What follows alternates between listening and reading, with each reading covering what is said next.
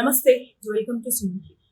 బాన్స్వాడ మొత్తంగా ఒక అగ్గి రాసుకుంది అని చెప్పాలి. మరి ఈ గొడవకి కారణం ఏంటి అంటే, సాయంత్రం వేళ జరిగిన ఇష్యూ రాత్రి 6-7 గంటల ప్రాంతంలో ఉద్రిక్త స్థాయికి చేరుకోవడానికి రీజన్ ఏంటి అంటే, ఒక ఇన్సిడెంట్ జరిగింది. ఆ జరిగిన ఇన్సిడెంట్ తర్వాత అసలు జరిగింది ఏంటి, దాని తర్వాత జరిగిన పరిణామాలు ఏంటి, మనకు ఒక ప్రత్యక్ష అక్కడ ఆ రిలయన్స్ మార్ట్ లో తను కూడా ఉన్నాడు. సో ఏం జరిగింది అనేది తన మాటల్లో విన్నారు. నమస్తే అండి.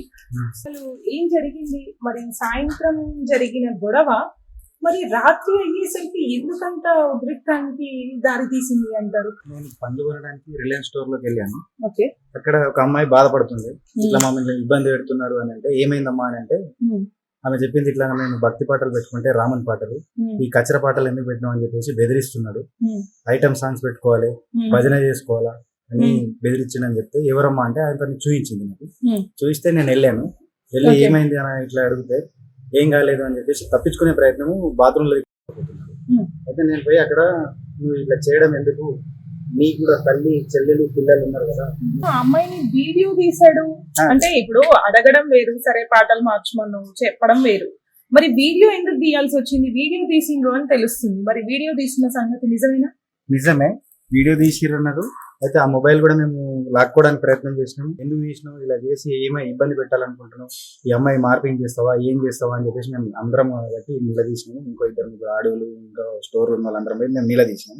నిలదీసేస్తే ఒకరు మన హిందూ సంఘాల వాళ్ళు వీళ్ళు అందరు వచ్చేసారు.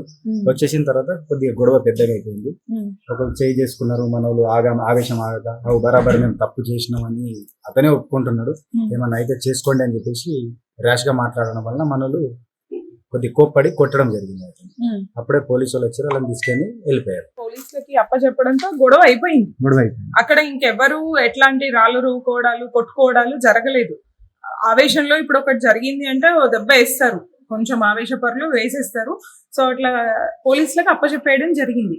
మరి అప్పచెప్పేయడం జరిగి అయిపోయిన తర్వాత మళ్ళీ ఇంకా ఇంత పెద్దగా షాపులు ధ్వంసం చేయడాలు, కొట్టుకోవడారు, రాళ్ళు రుబ్బుకోవడారు అంటే, సడన్ గా రాళ్ళు సీసాలతో పరస్పరం దాడులు చేసుకున్నారు అని తెలిసింది. పరస్పరం దాడులా ఒకవైపు నుంచి దాడులు జరిగింది. మేమందరం అక్కడ పోలీస్ స్టేషన్ దగ్గరే హిందూ సంఘాల ఆధ్వర్యంలో ఇలా చేయడం తప్పు అని చెప్పేసి అతనిపై ఎఫ్ఐఆర్ బుక్ చేయాలని చెప్పేసి మేము అక్కడ నిలబడ్డాం. అందరం నిలబడ్డ తర్వాత అటు నుంచి వాళ్ళు నమాజ్ ఏదో చేసుకొని ఒకటేసారి వచ్చి, మాది ఇట్లనే ఉంటది, మేము ఏమైనా చేస్తామని చెప్పేసి అటు నుంచి పౌరుషంగా తొడలు కొట్టడం, ఈలలేయడం, మమ్మల్ని చిడాయించడం, బూతులు తిట్టడం అన్ని చేశారు. అన్ని చేసిన తర్వాత మనలకు ఆవేశం అవ్వక కొంతమంది ఉంటారు కదా, మేము కూడా కొడతాం తొడలు అని చెప్పేసి మనలు కూడా ఇటు నుంచి కొట్టి, ఆ తర్వాత వాళ్ళు అటు నుంచి ఒకటేసారి బిల్డింగ్ల పై నుంచి రాళ్ళు సీసలు మన పైన కొట్టడం చాలు చేశారు. కొట్టడం చాలు చేసినాక మనకు అయోమయం అయిపోయింది. కొద్దిసేపట్లోనే ఇట్లా నుంచి రాళ్ల వర్షం కురుస్తుంది. అటు నుంచి ఇబ్బంది పడి చాలా మందికి తలలు దెబ్బలు తగిలినాయి. మాకు కూడా లాఠీ చార్జ్ జరిగినాయి, మూతులు నెత్తులు అన్ని పడిపోయినాయి, చేతులు అందరికి చాలా మందికి డ్యామేజ్ అయినాయి.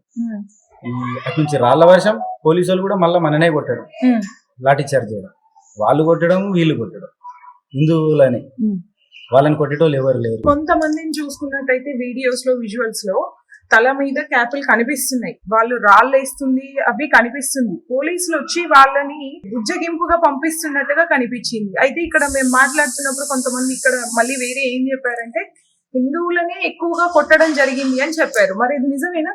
100% వాస్తవం ఇది. మనం నిన్న విజువల్ చూసుకుంటే కొంతమంది సిఐలు కానీ ఇంటెలిజెన్స్ కానీ వాళ్ళకి వెళ్ళండి వెళ్ళండి అని చెప్పేసి వాళ్ళని బతిమలాడుతున్నారు. మనల పైననేమో విపరీతంగా లాఠీచార్జ్. మనం చెప్పడం అనేది తప్పు చెప్పచ్చు, ఒప్పు చెప్పచ్చు, కానీ వీడియో చూస్తే మాత్రం క్లారిటీగా తెలుస్తుంది. వాళ్ళనేమో బతిమలాడుతారు వెళ్ళండి వెళ్ళండి అని చెప్పేసి, మన పైననేమో లాఠీచార్జ్. అలాగే ఒక ధర్నా చేస్తూ ఉంటే కూడా ఒక అశోక్ లేలాండ్ ఆయన వచ్చేసి మన పైకి ఎక్కించే ప్రయత్నం చేసింది. అసలు ఎంతమందికి దెబ్బలు తగులుతుండేనో ఏంటో, మనం పక్కకు జరిగిపోయారు. ఆయన ర్యాష్ గా తీసుకొచ్చేసి ఫాస్ట్ గా వెళ్ళిపోయాడు ధర్నా చేసే వాళ్ళ మీద. ఏ విషయంలో ధర్నాకి దిగడం జరిగింది? మరి పైన యాక్షన్ తీసుకోవాలి ఇమీడియట్ గా. ఇలా చేస్తే ఇలా మనం భారతదేశంలో ఉన్నామా బంగ్లాదేశ్ లో ఉన్నామా అని చెప్పేసి వచ్చి మేము అక్కడ కూర్చున్నాం, తొందరగా ఎఫ్ఐఆర్ చేయాలని చెప్పేసి. ఎందుకంటే మళ్ళీ ఏదో కథలు చెప్తారు పోలీసు వాళ్ళు, అతనికి మతి స్థిమితం లేదు, అట్లా చేసిండు ఇట్లా చేసిండు అని చెప్పేసి. ఇంతకుముందు సంఘటనలు బాగా జరిగినాయి, అదే విధంగా ఇప్పుడు కూడా చెప్తారని చెప్పేసి మాకు ఆవేశంతో మేము అక్కడ కూర్చున్నాం. ఇంకొకటి ఏంటి అంటే అక్కడ ఎవరు క్వశ్చన్ చేయలేదు, ఒక లేడీ ఇనిషియేట్ తీసుకొని ఆమె మాట్లాడడం వల్లనే అందరూ ముందుకు వచ్చారు. అంత జరుగుతున్నా అందరూ చూస్తూ వెళ్ళిపోతున్నారు తప్ప ఎవరు క్వశ్చన్ చేయలేదు అని విన్నాం. ఇది నిజమేనా? అది చాలా నిజం, 100%. అక్కడ ఒక అక్క ఎవరు ఈమె ఇబ్బంది పడతా ఉంటే ఏమైందమ్మా అని చెప్పేసి ఆమె కూడా సరుకులు కొనడానికి వచ్చిందంట. ఇలా హింసిస్తున్నారు అని చెప్పేసి ఆమె కూడా చూసి ఆమె కూడా నిలదీసింది. ఇది మాత్రం వాస్తవం. ఓకే, సో ఎందుకు మరి ఒక వర్గం వాళ్ళని కంట్రోల్ చేస్తున్నారు అనుకో, అందరినీ కాకుండా కొందరిని ఎందుకు ఇళ్ళకి పరిమితం చేసేది? కొందరిని ఎందుకు పరిమితం చేశారంటే నేనైతే అనుకుంటున్నాను, కాంగ్రెస్ ప్రభుత్వం అంటేనే ముస్లింల ప్రభుత్వం, ముస్లింలు అంటేనే కాంగ్రెస్ ప్రభుత్వం అనుకున్నారు. పైన ఉన్నది వాళ్ళే.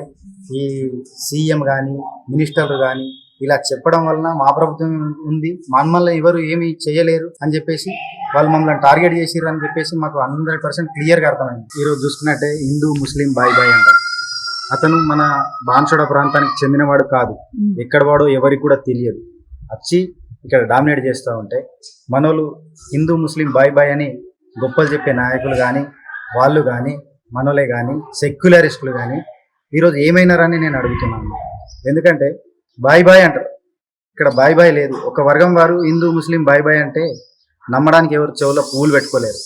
ఇద్దరు కలిసి అంటేనే బాయ్ బాయ్ అవుతుంది తప్ప వాళ్ళు ఒక్కోలంటే బాయ్ బాయ్ కాదు, బాయ్ బాయ్ అయిపోతుంది. ఎవరి వల్ల అయితే ఈ గొడవ స్టార్ట్ అయిందో ఆ వ్యక్తి బాన్స్వాడ వ్యక్తి కాదు. 100% వాస్తవానికి కూడా అతను బాన్సుడ వ్యక్తి కాదు, ఆయనకు సంబంధం లేదు.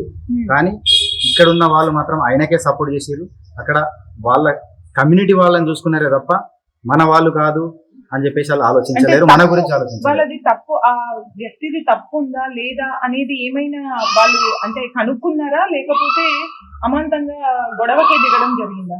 తప్పు లేదు ఒప్పుందా అని అసలు కనుక్కోలేరు. ఒకటేసారి ఉరికొచ్చేసారు. మా వాడు రోజా ఉన్నాడు, ఇడిసబెట్టాలి అని చెప్పి ఆ రోజా ఉన్నప్పుడు ఈ తప్పు చేయొద్దు అని చెప్పేసి వాళ్ళకు ఇంగిత జ్ఞానం లేక ఉరికొచ్చినారు. తప్పు చేసిన వాడు ఎట్లాగో అందులో ఉంటాడు, శిక్షించబడతాడు అనేది తెలియాలి, వాళ్ళకు తెలివి ఉండాలి.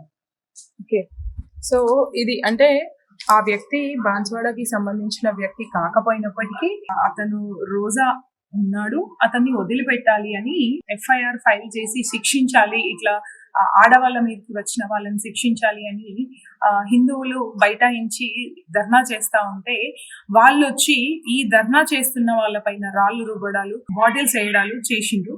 ఆ వ్యక్తికి కనీసం అంటే ఏం తప్పు జరిగింది, అతను ఏం తప్పు చేసిందో తెలియదంట. అట్లాగే ఆ వ్యక్తి ఇక్కడ లోకల్ కి సంబంధించిన వ్యక్తి కూడా కాదంట.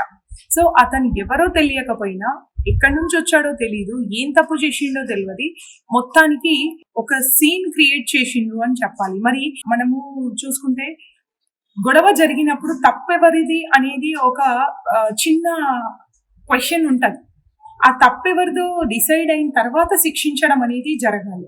మరి ఇక్కడ ఎందుకు పోలీసులు కూడా అతి ఉత్సాహం చూపిస్తున్నారు? ఎందుకు ఒక వర్గం వారిని కంట్రోల్ చేస్తున్నారు? వాళ్ళనే ఎందుకు ఇళ్ళకి పరిమితం చేస్తున్నారు? ఇది అందరూ అడుగుతున్న ప్రశ్న.